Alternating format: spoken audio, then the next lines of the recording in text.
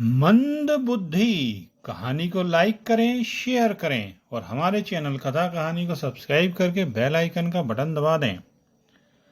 गणपति का काम नौकर के बिना पल भर भी नहीं चलता था। उसका शरीर भारी भरकम था। हाथ से अगर कोई चीज गिर जाती तो उसे उठाने के लिए भी उसे काफी परेशान होना पड़ता। वह धनी था, इसलिए अपने साथ हमेशा नौकर को रख सकता था, पर धन के समान ही उसका क्रोध भी अधिक था। इस कारण कोई भी नौकर 1 महीने से ज्यादा उसके यहाँ टिक नहीं पाता था। 1 महीना भी सिर्फ तनख्वाह लेने के लिए ही टिकते थे। पहले महीने के अंत में वेतन मिलते ही काम छोड़ देते थे। इस कारण गणपति नौकरों से तंग आ गया और उसने यह शर्त रखी कि जो कोई भी उसके यहाँ लगातार 6 महीने काम करेगा उसे 6 महीने का वेतन एक साथ दिया जाएगा। इसके बाद उसे नौकरों का मिलना और भी कठिन हो गया। उस हालत में मंदबुद्धि उसके यहाँ नौकरी करने पहुंचा। मंदबुद्धि का अपना कहने वाला कोई भी न था।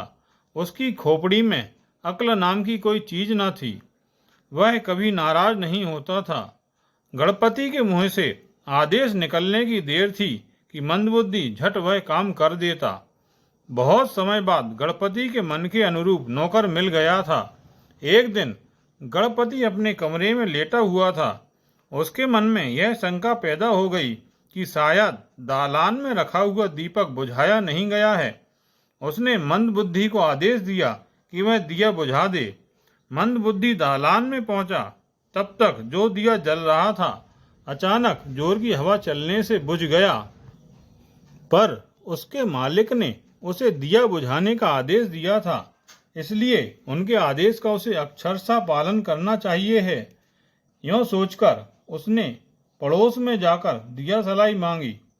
पड़ोसी ने मंदबुद्धि से पूछा, क्या तुम्हारे घर में दिया सलाई तक नहीं है? है तो जरूर, मगर अंधेरे में वह दिखाई नहीं दे रही है। मंदबुद्धि ने जवाब दिया, हमारे घर में एक ही दिया सलाई है। ना मालूम रात के वक्त हमें भी उसकी जरूरत पड़ जाए। चलो मैं भी तुम्हारे साथ चलता हूँ, पड़ोसी ने कहा। मंदबुद्धि ने दिया जलाया। दूसरे ही क्षण उसे बुझाकर दिया सलाई पड़ोसी के हाथ में देकर बोला, अब आप जा सकते हैं। पड़ोसी ने अचरज में आकर पूछा, दिया जलाकर झट उसे बुझाना ही था तो तुमने उसे जलाया ही क्यों? मेरे मालिक ने मुझसे दिया बुझाने को कहा। मेरे बुझाने के पहले ही वह बुझ गया, इसीलिए मैंने फिर से दिया जलाकर उसे बुझा दिया, मंदबुद्धि ने कहा। यह उत्तर सुनकर पड़ोसी मन ही मन मुस्कुराया। गणपति के पास जाकर बोला, और तुम्हारा नौकर हर आदेश का हूबहू पालन करना जानता है, मगर स्वयं सोचने की अकल नहीं रखता। वह वज्र मूर्ख है, उसमें समझदारी नहीं। आज नहीं तो कभी न कभी तुम्हें मुसीबतों का सामना करना पड़ेगा। यूं समझाकर उसने गणपति को उदाहरण के रूप में पंचतंत्र की 2 कहानियां सुनाई। उन कहानियों को सुनकर गणपति डर गया, लेकिन मंदबुद्धि जैसे नौकर को हटाना उसे पसंद न था। उसने खूब सोच समझकर दूसरे दिन एक अध्यापक को बुलवा लिया और मंदबुद्धि को पढ़ाने की जिम्मेदारी उसको सौंप दी। अध्यापक स्वभाव से बड़ा ही अच्छा आदमी था। वह रोज गणपति के घर आकर मंदबुद्धि को पढ़ाने लगा। जिस तरीके से पढ़ाने पर मंदबुद्धि समझ सकता था, उसी तरीके से अध्यापक उसे पढ़ाने लगा। महीने भर में मंदबुद्धि की बुद्धि का विकास होने लगा। मंदबुद्धि के अंदर यह परिवर्तन देख अध्यापक बड़ा प्रसन्न हुआ। उसने गणपति से कहा, महाशय, किसी ने इस बात की कोशिश नहीं की कि मंदबुद्धि को किस तरीके से पढ़ाने पर वह समझ सकता है। यह तो बड़ा ही तेज और समझदार है। गणपति ने मंदबुद्धि की समझदारी की परीक्षा ली और उसके भीतर आए परिवर्तन को पाया। इसके बाद अध्यापक को बढ़िया पुरस्कार देकर विदा किया। दूसरे दिन से मंदबुद्धि ने गणपति के आदेश का आंख मूंद कर पालन करना छोड़ दिया।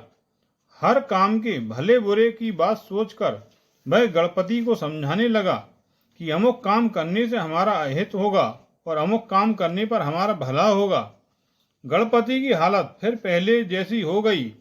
वह क्रोध में आकर बोला, तुम छोटी छोटी बातों में अपनी समझदारी का परिचय दो तो मैं मना नहीं करूंगा, लेकिन बाकी मामलों में तुमको मेरे आदेशों का पालन करना होगा। आप यह क्या कह रहे हैं? आपको गलती करते देखकर मैं चुप नहीं रह सकता।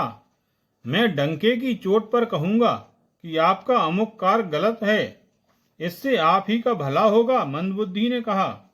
इस पर गणपति गरज कर बोला, तुमको मैंने नौकरी से हटा दिया है, इसी क्षण यहाँ से भाग जाओ।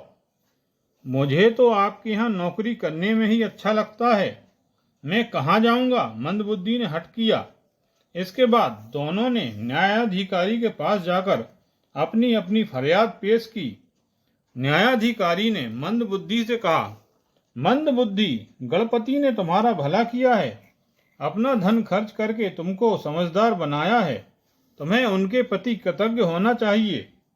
हुजूर, यह बात सच है कि मेरे मालिक ने अपना धन खर्च करके मुझको विवेकशील बनाया है, लेकिन इससे मेरा फायदा ही क्या हुआ?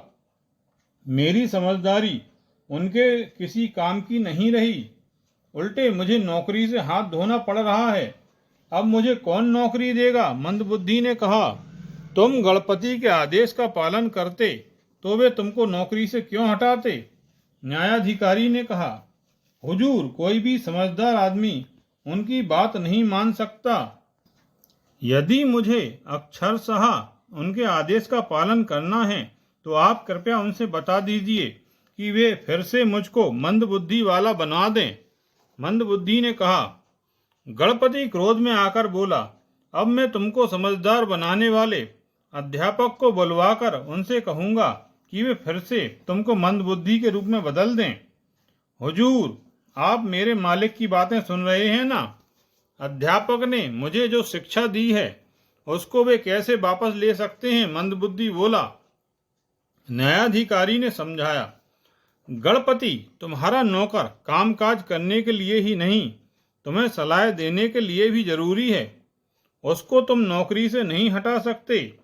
यदि हटाना चाहोगे तो उसे तुम्हें और कहीं पर नौकरी दिलवानी पड़ेगी। ये बातें सुनकर गणपति घबराकर इधर उधर ताकने लगा। इस पर न्यायाधिकारी मुस्कुराकर बोला, गणपति घबराओ मत, यह तो स्वभाव से समझदार और विनयशील है।